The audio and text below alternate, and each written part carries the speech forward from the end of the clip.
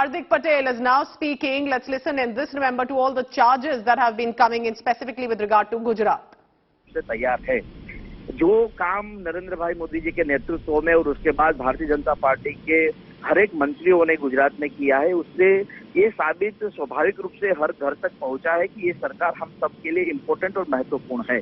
जिस तरह से आम आदमी पार्टी के मंत्री ने ब्रह्मा विष्णु महेश को भगवान मानने से इनकार कर दिया, जिस तरह से गुजरात के आम आदमी पार्टी के प्रदेश अध्यक्ष ने नरेंद्र भाई मोदी के खिलाफ जिस तरह से भाषाओं का उपयोग किया है, तो ये स्वाभाविक है कि गुजरात की अस्मिता और गौरव की जो बात करेगा उसके साथ हार्दिक कभी आपके भी करीबी माने जाते रहे हैं गोपाल इटालिया?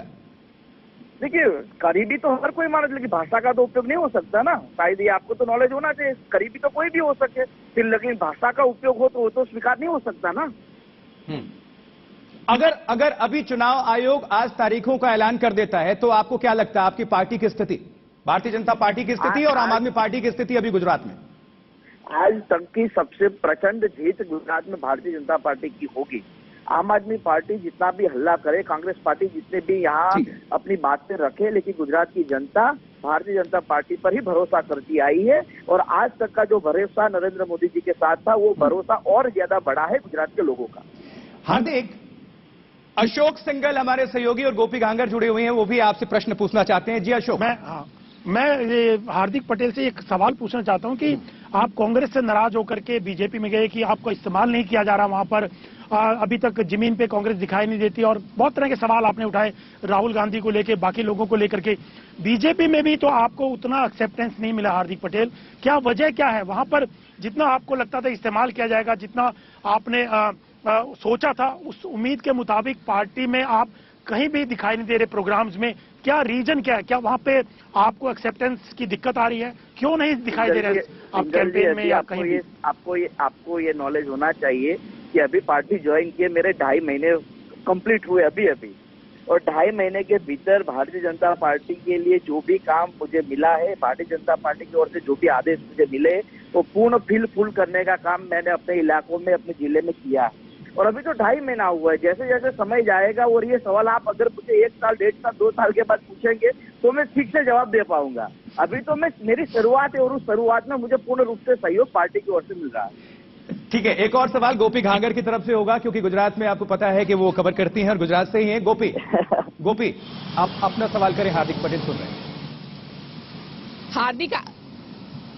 हार्दिक 2017 का जो चुनाव था वो आप ही लोगों के इर्द गिर्द पूरा चुनाव हुआ था। 2017 में आप ही लोग बीजेपी के खिलाफ थे। अब क्या लग रहा है, क्या ऐसे मुद्दे होंगे जिसको लेकर आप चुनाव में मैदान में उतरेंगे? क्योंकि कहीं ना कहीं जिस तरीके से 17 आपको लोग भी याद दिलाएंगे, तो कहीं ना कहीं 22 लग रहा है कि मुश्किल होगा आपके लिए। 2017 का गोपी जो मुद्दा था वो सामाजिक मुद्दा था। उन सभी सामाजिक मुद्दों पर भारतीय जनता पार्टी ने अपना समर्थन और अपना काम करने का पूर्ण प्रयास किया है। चाहे वो राज्यसभा और लोकसभा से 10% रिजर्वेशन पारित करने का मुद्दा हो, बिना आरक्षित वर्ग और आयोग बनाने का मुद्दा हो, तो गुजरात में मेरे ख्याल से 2017 का जो मुद्दा था वो पूर्ण हो गया है। 2022 का जो मुद्दा है वो गुजरात की अस्मिता और गौरव के साथ जुड़ा हुआ है। जो लोग नरेंद्र भाई मोदी के शासन और खास तौर पर जिस तरह से गोपाल इटालिया की जो बयानबाजी आई है, जिस तरह से आम आदमी पार्टी ने ब्रह्मा विष्णु महेश को भगवान मानने से इनकार कर दिया है, तो मेरा तो यही मतलब है और सब लोग ये समझते हैं कि जो लोग गुजरात की अस्मिता और गौरव के साथ खड़े ही नहीं हो सकते, तो उनको यहाँ सत्ता या यहाँ विपक्ष की भूमिका में देखने से कौन राजी होगा। तो ये हकीकत यही है कि 17 का माहौल अलग था, 22 का माहौल अस्मिता और गुजरात के गौरव पर लड़ा जाएगा और नरेंद्र मोदी जी पर जो भरोसा लोगों का था वो और बढ़ा है, क्योंकि जिस तरह से आम आदमी पार्टी और कांग्रेस ने हरकत करना शुरू की है। हार्दिक, सवालों की बौछार लगातार जारी है और हमारे एक और सहयोगी हमारे साथ है हिमांशु मिश्रा, वो भी आपसे प्रश्न पूछना चाहते हैं। जी हिमांशु। मेरा हार्दिक से एक सवाल है। गोपी ने ये बात सही कही है कि वो जब 2017 के चुनाव थे वो किसी पार्टी के साथ नहीं थे, वो पाटीदार आंदोलन का जो है नेतृत्व कर रहे थे।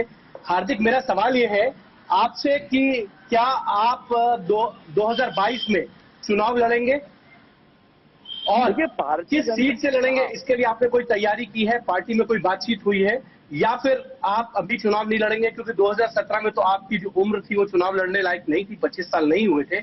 अब तो आपकी उम्र जो है इलेक्शन कमीशन के हिसाब से चुनाव लड़ने की हो चुकी है, तो आपने तैयारी की है किसी सीट से?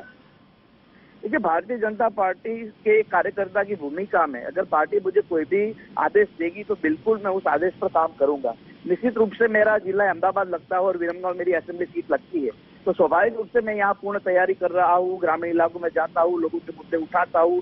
जिस मुद्दों पर कई महीनों से अगर कोई काम नहीं हुआ तो सरकार के पास जाकर उस काम को करवाते। तो